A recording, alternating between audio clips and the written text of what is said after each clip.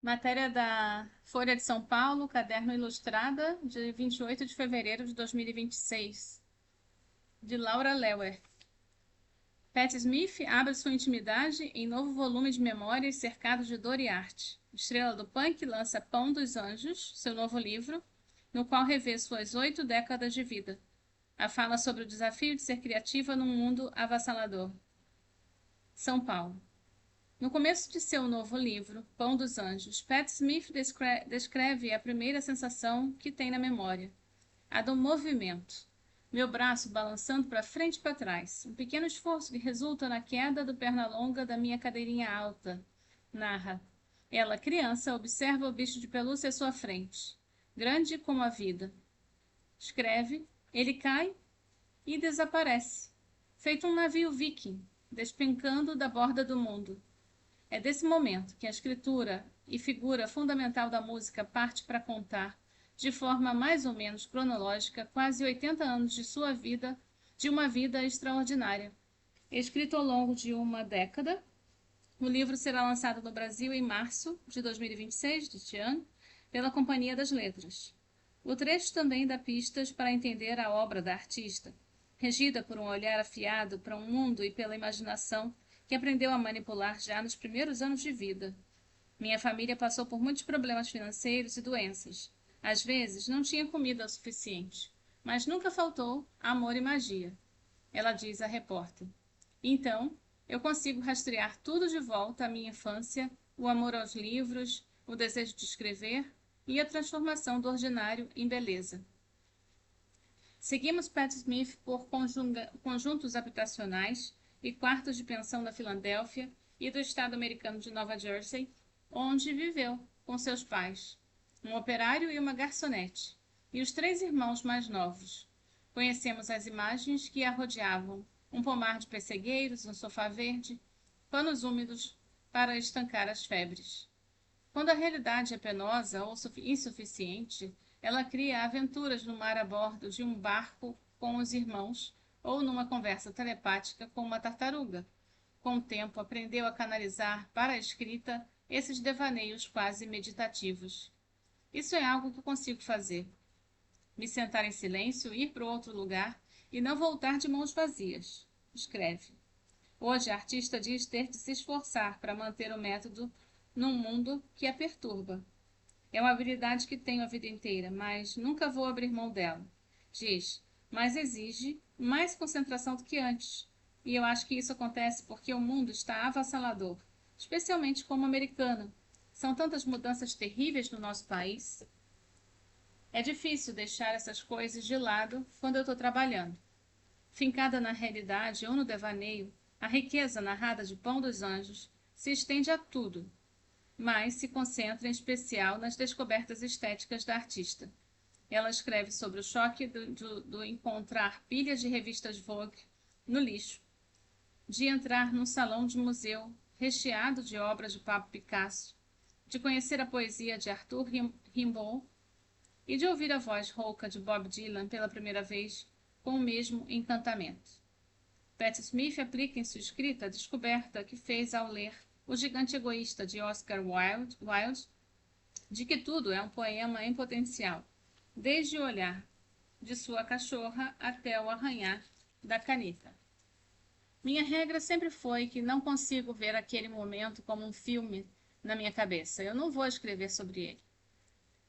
Diz a artista, eu quero ser capaz de transmitir a sensação de movimento, de que aquelas pessoas viveram e que aquele tempo existiu. Esse princípio nasceu quando Patti Smith mergulhou nas memórias de sua relação com o fotógrafo Robert Mapplethorpe para contar a história dos dois no livro Só Garotos, lançado em 2010, o maior sucesso literário da autora. Ela já disse em entrevistas que queria escrever um livro de que Mapplethorpe, que não tinha o hábito de ler, fosse gostar se ele estivesse vivo. A obra, da mesma forma que como outras memórias que lançou, a exemplo da Linha M, em 2015, O Ano do Macaco, em 2019, faz recortes temporais que se encaixam no quebra-cabeça que forma Pão dos Anjos.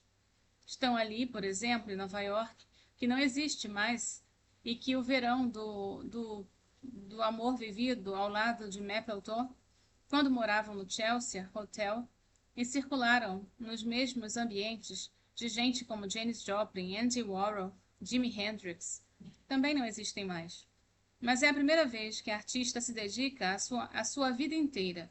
Boa parte do livro trata dos assuntos nunca ou raramente comentados por ela, como a descoberta de que o pai não era seu pai biológico, e o reencontro com uma criança que ela entregou para a adoção quando jovem.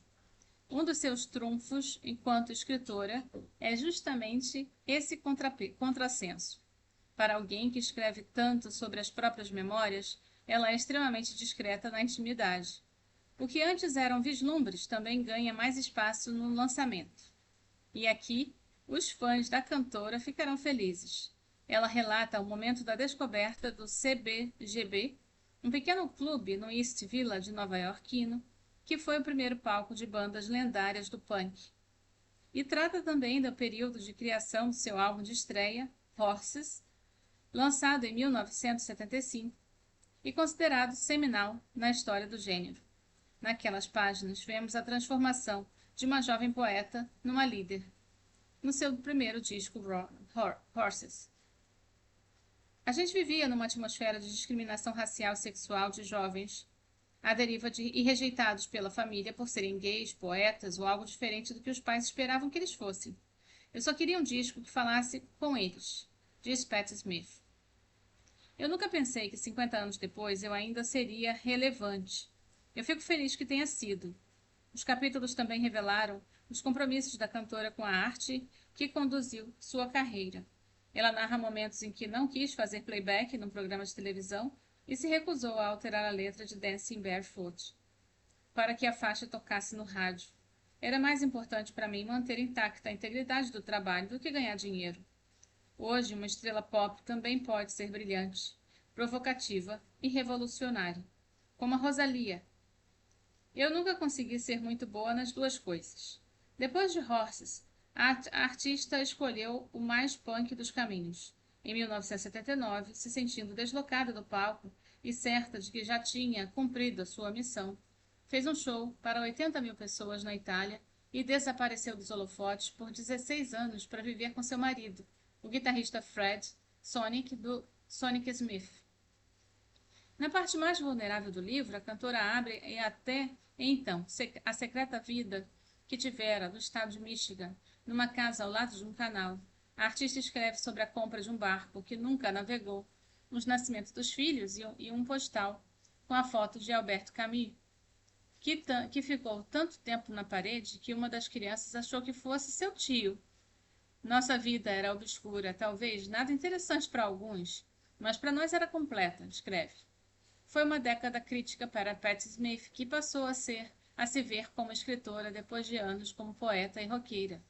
Também foi quando começou a lidar com um amontoado de lutos, Mapplethorpe e dezenas de amigos que se foram por complicações da AIDS, e o irmão e o marido, que morreram com um mês de diferença. Ao contrário da morte de Robert Mapplethorpe, em que entrei em um estado quase febril de criação, eu não consegui produzir nada depois da morte de Fred. Eu me sentia quase anestesiada. Eu parei de escrever, não me interessava em tocar. Eu só cuidava das crianças, diz. Passei quase 30 anos sem escrever sobre ele, mas enfim encontrei a voz, a motivação e o espaço emocional para isso.